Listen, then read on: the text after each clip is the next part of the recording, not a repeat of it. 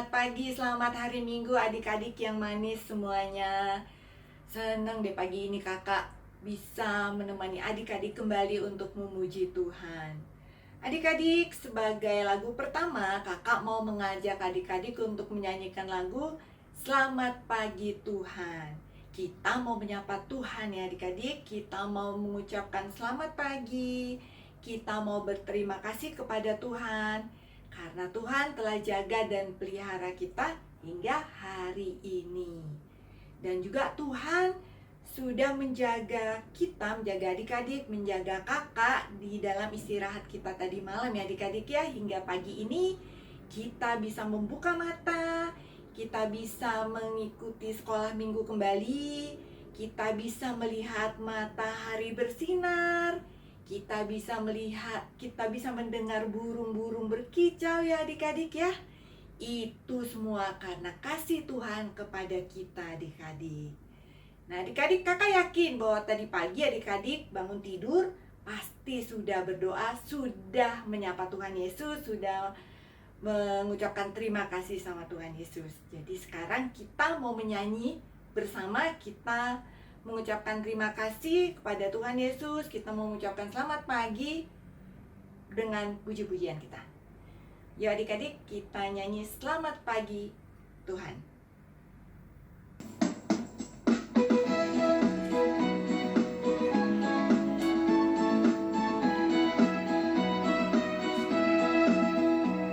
Selamat pagi Tuhan, tak lupa terima kasih. Tuhan telah pelihara kami tiap hari. Matahari bersinar, burung-burung bernyanyi, bertambah-tambah cintanya.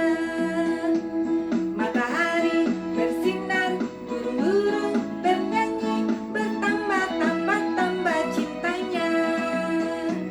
Selamat pagi Tuhan, terima kasih. Tuhan telah pelihara kami tiap hari. Matahari bersinar, burung-burung bernyanyi, bertambah-tambah cintanya.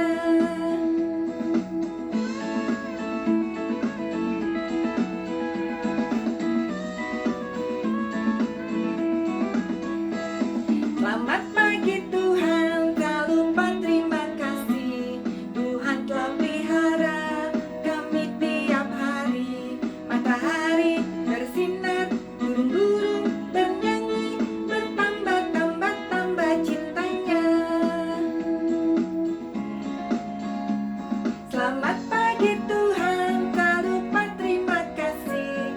Tuhan telah pelihara kami tiap hari.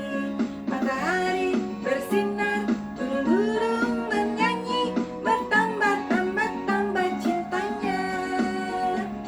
Matahari bersinar, burung-burung bernyanyi, bertambah-tambah cintanya. Bertambah-tambah cintanya.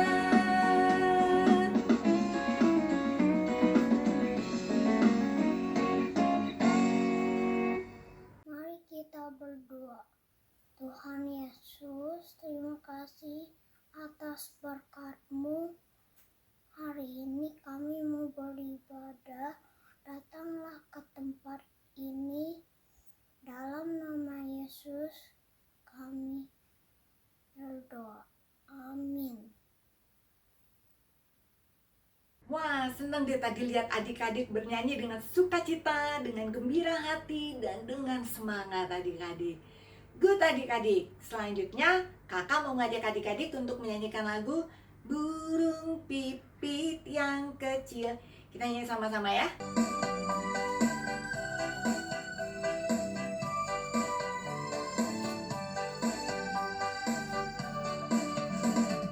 Burung pipit yang kecil dikasihi Tuhan, terlebih diriku dikasihi Tuhan.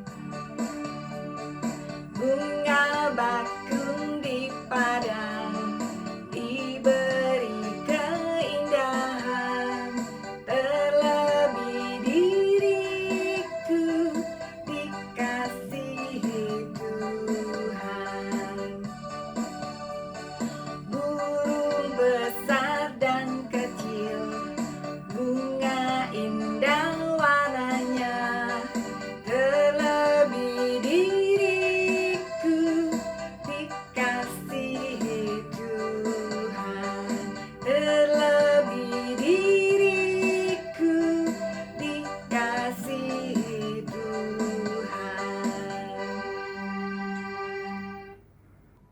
Adik-adik, tadi kita telah menyanyikan 2 buah lagu pujian. Sekarang tiba saatnya kita mau mengumpulkan persembahan. Seperti biasa ya adik-adik, persembahan kita dikumpulkan dalam amplop. Disimpan dulu ya adik-adik ya, nanti akan kita bawa ke gereja pada saat kita sudah dapat beribadah di gereja. Atau boleh juga mama papa untuk mentransfer ke gereja. Nah adik-adik, sambil kita mengumpulkan persembahan kita bernyanyi bersama ya. Aku bawa dan berikan persembahanku pada Yesus, pada Tuhan Juru Selamatku. Aku bawa dan berikan persembahanku pada Yesus, pada Tuhan Juru Selamatku. Terima kasih adik-adik buat persembahan yang tadi telah kita kumpulkan bersama. Sekarang kita mau berdoa untuk persembahan kita agar Tuhan memberkati persembahan kita tadi dan dapat dipergunakan dengan baik dan dapat menolong teman-teman kita yang tidak mampu. Sekarang tutup mata, kita berdoa. Teman-teman, yuk kita berdoa. Terima kasih Tuhan Yesus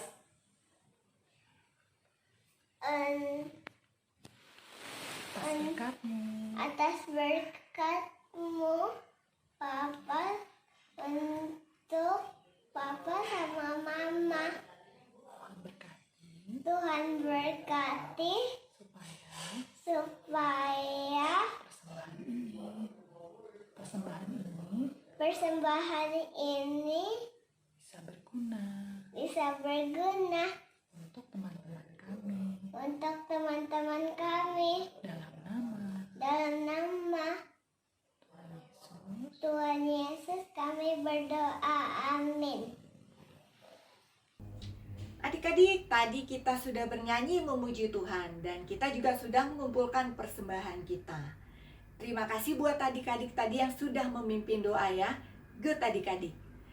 Sekarang tiba saatnya kita mau mendengarkan cerita firman Tuhan. Benar adik-adik. Duduk yang manis, siapkan hatinya, kita mendengarkan cerita firman Tuhan.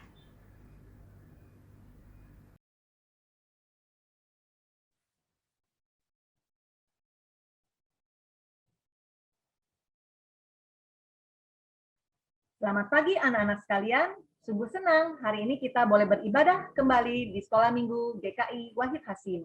Dan kita akan mendengarkan cerita firman Tuhan. Sebelumnya, Kak Aisyah mengajak anak-anak sekalian untuk terlebih dahulu berdoa. Mari kita berdoa, anak-anak.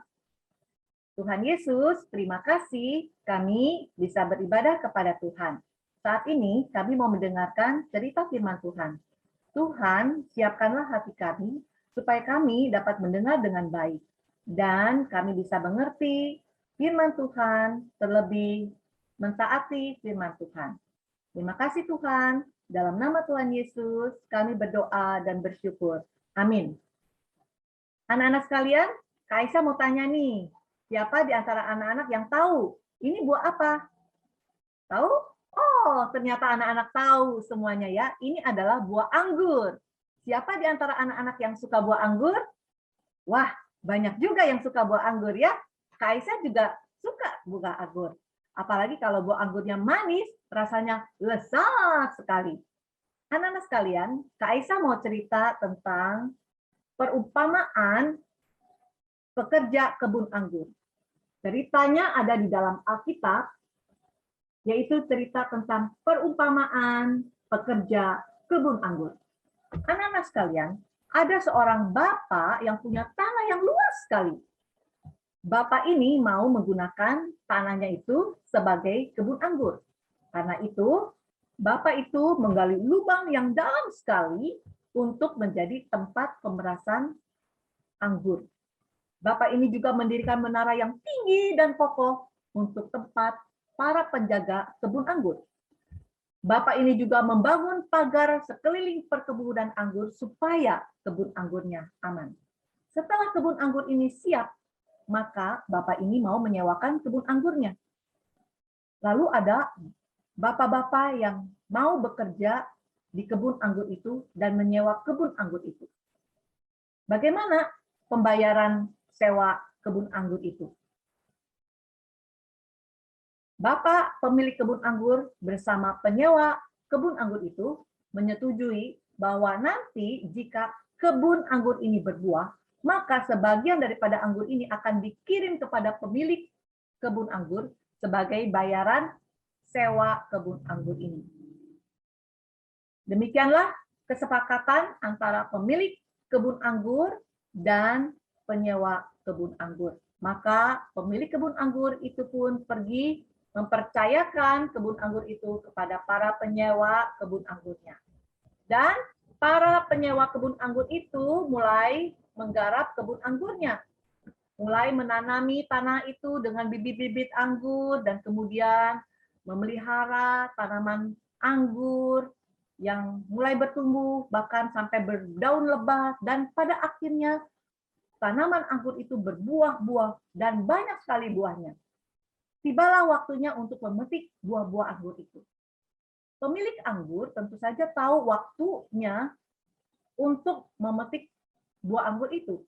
Dan pemilik anggur ingin mendapatkan anggur-anggur yang merupakan haknya sesuai dengan perjanjian pemilik kebun anggur dengan penyewa kebun anggur itu.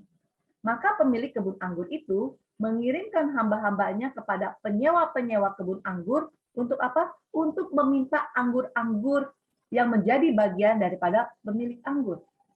Namun anak-anak sekalian, apa yang terjadi ketika pemilik anggur itu mengirim hamba-hambanya kepada penyewa-penyewa kebun anggur ini? Ternyata anak-anak sekalian, penyewa-penyewa kebun anggur ini tidak bersedia, tidak mau memberikan anggur-anggur kepada pemilik anggur. Mereka mengingkari ya janji mereka. Mereka tidak melakukan apa yang sudah disepakati bersama. Mereka malah memukuli ya akan hamba-hamba itu, melempari dengan batu dan akhirnya hamba-hamba ini mati. Anak-anak sekalian, maka pemilik anggur itu tidak mendapatkan anggurnya. Tetapi kemudian pemilik anggur ini kembali mengirimkan hamba-hambanya. Bahkan kali ini mengirimkan lebih banyak lagi hamba-hambanya kepada penyewa-penyewa anggur itu untuk meminta anggur yang menjadi bagiannya. Tetapi ternyata anak-anak sekalian, hal yang sama terjadi juga kepada hamba-hamba yang kedua ini. Walaupun mereka lebih banyak yang dikirim, tetapi mereka juga mendapatkan perlakuan yang sama. Mereka dipukuli, mereka disakiti, dilukai, dilempari batu, dan akhirnya mati. Sehingga tidak ada anggur yang bisa dibawa kepada pemilik anggur. Bagaimana anak-anak sekalian? Kemudian pemilik anggur itu mempunyai satu ide. Kali ini saya akan kirim anak saya sendiri. Anak saya satu-satunya. Kalau saya kirim anak saya, maka tentu pemilik penyewa kebun anggur itu dia akan merasa segan, merasa hormat. Ini kan anak daripada pemilik anggur, ya. Pasti mereka akan memperlakukan dengan baik dan juga mereka akan memberikan anggur-anggur yang menjadi bagian daripada pemilik anggur itu. Anak-anak, kemudian setelah bapak ini mengirim anaknya, apa yang terjadi? Ternyata anak-anak sekalian, para penyewa anggur itu tetap tidak mau memberikan anggur itu kepada pemilik anggur. Bahkan ketika melihat anak daripada pemilik anggur ini datang, para penyewa anggur ini berpikir, kalau anak ini tidak ada, tentu kebun anggur ini akan menjadi milik kita dan bukan menjadi milik daripada anak pemilik anggur ini. Mari kita bunuh daripada anak ini. Anak-anak mereka menyakiti, melukai, dan membunuh anak daripada pemilik anggur ini. Anak-anak, ini adalah kisah perumpamaan, yaitu tentang Yesus Kristus, anak dari pemilik kebun anggur itu adalah gambaran dari Tuhan Yesus. Dari cerita ini kita melihat bahwa pemilik kebun anggur ini menderita, bahkan dilukai oleh para